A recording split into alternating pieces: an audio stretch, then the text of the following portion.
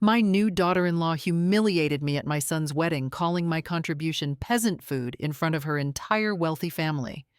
They laughed at my simple life, and my own son just stood there and told me to swallow my dignity so I wouldn't ruin their perfect day. They thought I was just some powerless old woman they could erase. But they made one fatal mistake. They didn't realize who owned the building they were standing in. And I was about to shut their entire party down for good. The restaurant was the kind of place where the silence had a price tag.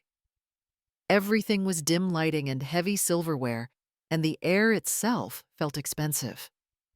I clutched my small purse in my lap, my simple blue dress feeling more and more like a handmade craft at a fine art auction. Across the table, my future daughter-in-law, Chloe, was a vision in cream-colored silk. Her smile was perfect, but it was brittle like spun sugar that might crack if you looked at it too hard. Every few minutes, her eyes would flicker toward her parents, the Hamiltons, as if searching for a prompter to give her the right lines. They sat like twin statues of judgment, their quiet approval, the prize Chloe was desperately trying to win. I was just a piece of scenery in her grand production, and an unwelcome one at that. You know, I've always believed that food is love. Where I come from, you show you care by showing up with a casserole. My hot dish is the stuff of legend at St. Paul's Lutheran. It's seen baptisms, funerals, and countless potlucks. So I'd brought one, nestled in its insulated carrier, a little piece of home in this cold, gilded cage. I thought it might be a nice gesture. When I placed it on the buffet table, I felt a flicker of pride. Then Chloe saw it. You would have thought I'd brought a live raccoon into the room. Her perfectly painted face twisted in a look of pure horror. She didn't say a word to me. Instead, she snapped her fingers for a waiter leaned in and whispered something sharp and low. I was just close enough to hear the words that felt like a slap. "Remove this peasant food from sight." Her mother, Mrs. Hamilton, let out a little titter of a laugh, a sound like tearing silk. And just like that, I wasn't just out of place. I was garbage to be disposed of. Later, when the plates were cleared, and the polite, empty chatter had faded to a hum, my son Leo pulled me aside. He wouldn't meet my eyes. He just stared at a point on the flocked wallpaper behind my head, his expression a miserable knot of conflict. I waited for him to apologize, to say something, anything about what Chloe had done, but he didn't. Instead, he begged me to just be quiet and try to fit in at the wedding. He told me I couldn't give Chloe any reason to be stressed, that the day had to be perfect for her. He wasn't defending me. He was asking me to make myself smaller, to swallow the insult, to erase myself for the comfort of the woman who had just humiliated me. That was the moment my heart truly broke. It wasn't the insult from a stranger that cut so deep, but the total abandonment by my own son. I had to get some air. I slipped out onto a small wrought iron balcony overlooking the city lights. The cool night air felt good on my hot cheeks. Through the thick glass of the French doors, I saw Chloe pacing back and forth, her phone pressed to her ear. Her voice was a panicked, hissing whisper, but the glass couldn't muffle the terror in it. I heard her tell her mother that I was a disaster, that she knew it. But it was the next part that made the blood freeze in my veins. She said, her voice trembling with a very specific kind of fear, that they just had to get through tomorrow. Because if I made a scene at the Founders Hall, everything would be ruined. Everything. She didn't just say the name of the venue. She choked on it. And in that moment, something inside me shifted. The hurt and the shame receded, and in their place, a cold, hard thought began to form. It was the sound of a switch flipping deep in my mind. Founders Hall. Of all the places in Cleveland, she was terrified of me there, and I knew exactly why. By the way, if you're enjoying the story so far, please consider subscribing so you don't miss what's next. We'd also love to hear your own story if you'd like to share it with our community. Now, let's get back to it. I didn't sleep much that night, but for the first time in a long time, I didn't feel tired. The hurt from the night before had cooled and hardened into something else, something solid and clear. When the sun came up, I didn't see the dawn of my son's wedding day. I saw the beginning of a day of reckoning. I waited until a respectable hour, then I picked up my hotel room phone and dialed a number I knew by heart. A calm, familiar voice answered on the second ring. It was George Davison. We've known each other for 30 years back when the Founders Hall was just a blueprint and a crazy dream of mine. I kept my voice light, cheerful even. I told him hello, that I was in town for my son's wedding, which was coincidentally being held at his fine establishment. Then I laughed and said I had a silly question for him. I was just remembering our original agreement all those years ago, and I couldn't for the life of me recall if the old patron's clause was still in the charter. George is a man of profound integrity, and he's no fool.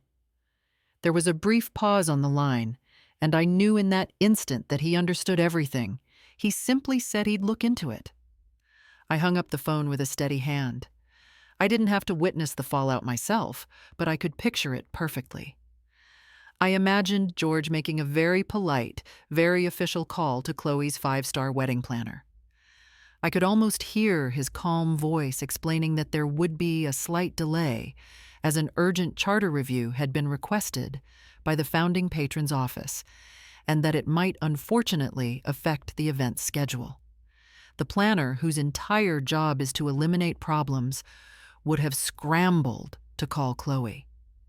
And Chloe, who knows nothing about the hall's history, would have heard only one thing: her perfect day was in jeopardy. Her rage, fueled by terror of the unknown, would have needed a target, and I knew exactly who she would blame. I could practically hear her screaming at Leo, accusing his mother of trying to sabotage everything. About 20 minutes later, my phone rang. It was George again. His voice was firm now, all traces of pleasantry gone, replaced by a deep, unwavering loyalty. He told me the clause was ironclad. He confirmed he had the original signed documents locked in his office safe. He assured me that he had full control of building security, and more importantly, the entire audiovisual system in the Grand Hall. He finished by saying all I needed to do was tell him when. That was it. My quiet secret power now had an ally, an army of one who held all the keys. My plan wasn't just a fantasy anymore. It was a reality waiting to be set in motion. An hour later, there was a sharp rap on my door. I opened it to find a young woman with a plastic smile and the same hungry eyes as Chloe. She introduced herself as Tiffany, Chloe's cousin, and informed me that Chloe had asked her to be my personal escort for the day to make sure I had everything I needed. I knew what she really was: a warden, a minder assigned to watch my every move. Chloe's fear was so strong she had to put me under guard. Instead of feeling trapped, a strange sense of calm settled over me. This clumsy, condescending gesture wasn't a cage. It was a confirmation. It told me I had all the power. I smiled back at Tiffany, a genuine, warm smile this time, and told her how thoughtful that was. Then I invited her in to wait while I finished getting ready. The game was on. I played the part of the broken woman beautifully. For the rest of the morning, I allowed my minder Tiffany to lead me around like a fragile doll. I kept my eyes on the floor, my voice a barely there whisper. At the church, I sat in the front pew, a perfect portrait of maternal sorrow. Through my downcast lashes, I saw the smug glances that passed between Chloe and her mother. They saw my quiet compliance not as a strategy, but as surrender.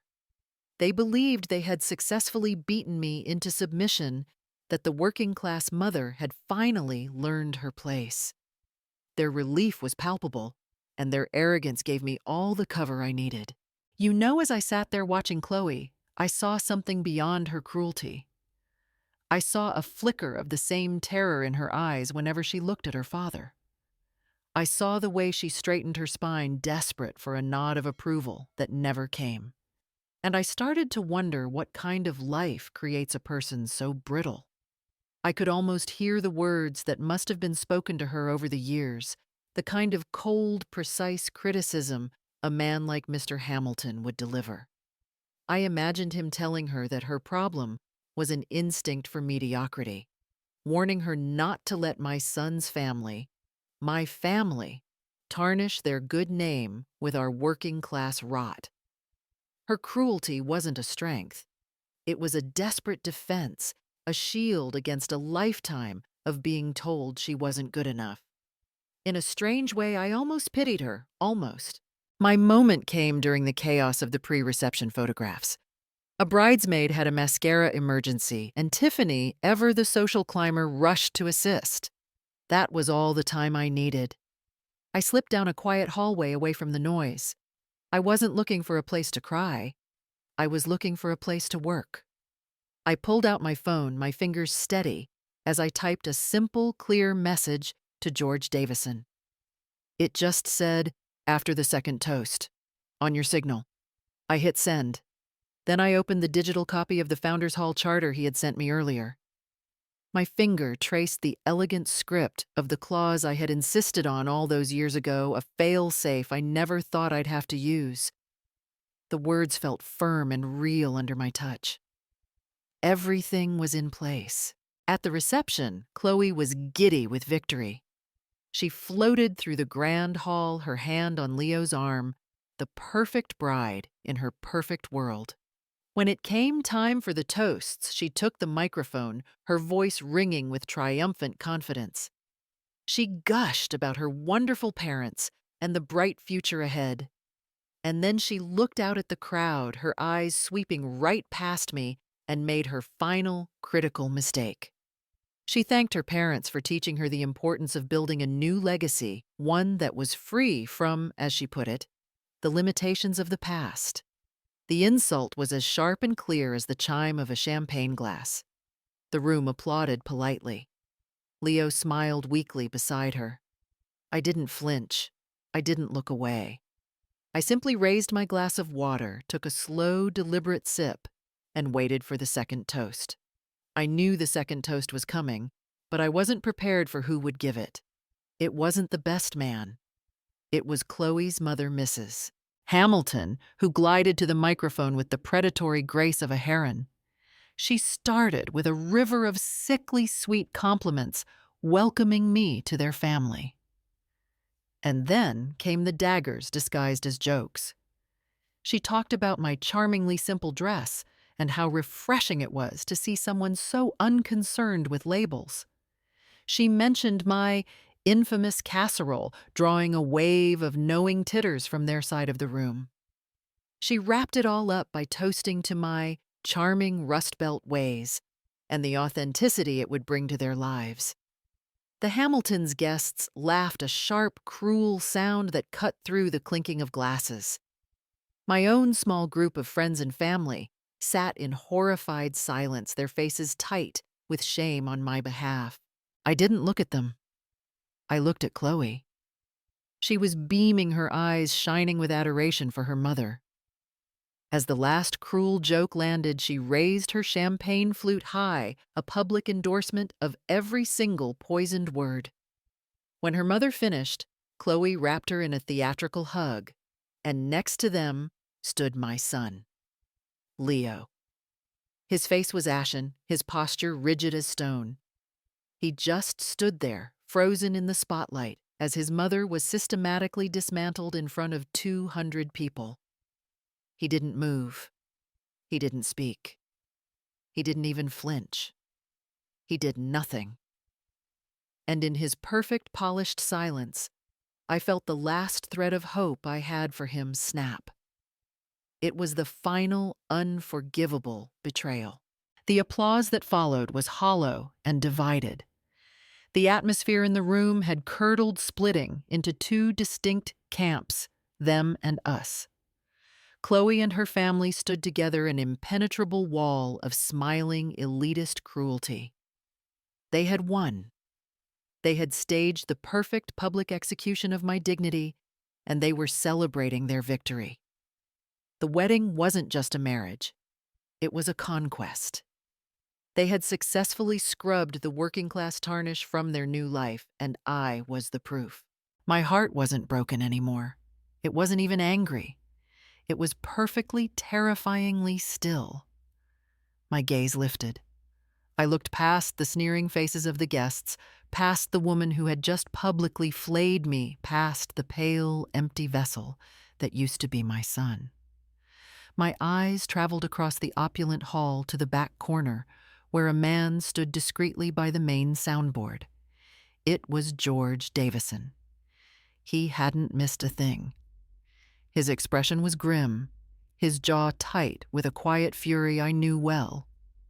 He saw me looking. He saw the question in my eyes. Our gazes locked, and I gave him a single, slow, deliberate nod. My face was a mask of calm resolution. And just like that, the power in the room shifted. A silent earthquake had just occurred, and the victors, basking in their glory, had absolutely no idea the ground was about to fall out from under them. The MC, a man with a dazzling smile, stepped up to announce the couple's first dance. The lights dimmed to a romantic glow. A spotlight found Chloe and Leo, and the band struck the first sweet chord of a love song. And then it happened. A sound like a needle being dragged across a record screeched through the speakers, and the music died. In the same instant, the soft, forgiving lights snapped off, replaced by the harsh, unblinking glare of every overhead light in the hall.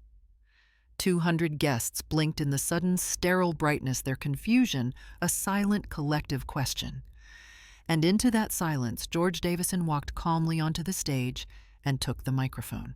His voice, when it came, was not angry. It was steady and clear, booming with an authority that commanded the attention of every person in the room. He apologized for the interruption, introducing himself as the general manager of the facility. Then he dropped the bomb. He announced that the evening's event was being paused due to a direct invocation of the Founders Hall Patron Clause, Article 1. He let that hang in the air for a moment before continuing, explaining that the clause gives the founding patron the right to terminate any event that flagrantly violates the community's written code of decency and respect. A shocked murmur rippled through the hall. I saw Chloe's face. Every drop of color drained from it, leaving behind a waxy, terrified mask. George raised a hand for silence. He told the guests that for the sake of clarification, they should direct their attention to the screens. The giant video displays on either side of the stage, which were supposed to be showing a romantic slideshow of the happy couple, flickered to life. But it wasn't pictures of Leo and Chloe. It was crystal clear security footage from 30 minutes earlier. The audio was perfect. The entire room was forced to watch Mrs. Hamilton's cruel toast again, this time without the buffer of champagne and polite applause. Every backhanded compliment, every condescending joke, every ripple of cruel laughter was laid bare. The footage ended on a slow-motion zoom of Chloe beaming as she hugged her mother in triumph. Then the image cut away. It was replaced by a high-resolution photograph of the massive brass dedication plaque in the lobby, the one every guest had walked past without a second glance. The elegant script was impossible to miss. It read, "The Founders Hall, established 1998, built and gifted to the people of Cleveland by its sole founding patron, Mrs. Eleanor A. M. Rowe." A single collective gasp sucked the air from the room. It was a sound I will never forget. Before anyone could recover, George delivered the final, simple consequences. He announced that per the patron's request, the event was over. The bar was closed. The catering staff was dismissed. Everyone was to please collect their belongings and exit the premises immediately. As he spoke, I watched as every eye in that hall turned from the screens to the head table where Chloe, Leo, and the Hamiltons stood frozen in a harsh spotlight of their own, making their perfect world shattered into a million pieces. I didn't stay to watch the rest. I had seen enough. While all eyes were on them, I slipped quietly out a side door into the cool night air, my dignity no longer a thing they could touch. I was free. I didn't need to be there to know what happened next. The story spread through Cleveland's social circles like a wildfire. George told me later that the guests left in a state of stunned, silent chaos. The Founders Hall takedown, as it came to be known, was all anyone could talk about. The Hamiltons, who had built their lives on a foundation of public image and perceived class, were ruined overnight. They were exposed as cruel, petty bullies. Old friends suddenly stopped returning their calls, and charity event invitations mysteriously dried up. Their reaction, I heard, was swift and brutal. In a rage, they cut Chloe off completely, both financially and emotionally. In their eyes, her crime wasn't the cruelty, it was getting caught. My son's marriage began in the smoldering rubble of that night. Leo came to me a few days later, his face hollowed out with a shame that was long overdue. He cried. He apologized. He said all the words he should have said days, weeks, and months before. I listened patiently, but my heart felt nothing. I told him that I loved him because a mother's love is a stubborn thing, but that love and trust are two very different rivers. I explained that respect isn't a gift you can demand back after you've thrown it away. It's something you have to earn inch by painful inch, and that he had a mountain to climb. As for Chloe, I heard she was consumed by a bitter, helpless rage. Her worst fears had come true. She was a failure in her parents' eyes, trapped in a life she now considered second-rate, and utterly incapable of seeing her own role in her downfall. For me, something unlocked. It was as if I had been living my life behind a curtain of quiet, humble anonymity, and that night the curtain was torn away. I became something of a local legend. I decided it was time to step into the light. I took my official seat on the board of the hall, no longer a silent partner, but an active public leader. We started a whole new series of community programs. We hosted potlucks that celebrated the simple joy of a shared meal. I even brought my hot dish. We held charity drives and workshops filling the grand hall, not with the tense silence of the wealthy elite, but with the warm, genuine laughter of the community it was always meant for. I was revitalized, pouring all the energy I had once reserved for my family into the community I called home. 6 months later, I was standing on the stage at the Founders Hall during our first annual charity auction. The room was packed, buzzing with warmth and generosity. I was surrounded by true friends, laughing as the bidding grew more frantic. As I looked out over the happy crowd, my eyes drifted toward the grand glass doors. And I saw them. Leo and Chloe were walking by on the street below. They looked small and lost, caught in the middle of a bitter argument under the streetlights. They looked miserable. As if sensing my gaze, they both glanced up and saw me bathed in the warm, golden light of the hall I had built. My son's eyes met mine across the distance. I held his gaze for a long moment, and then I gave a simple, neutral nod. It wasn't forgiveness. It wasn't condemnation.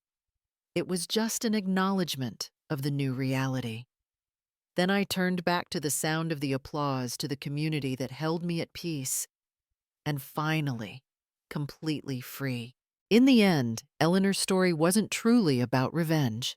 It was about the simple, unshakable truth that dignity is not a gift others can take away. It can only be surrendered.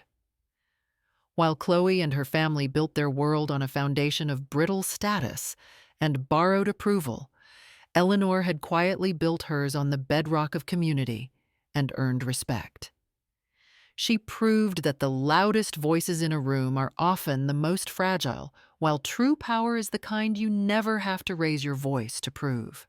It's a currency that no amount of money can ever buy.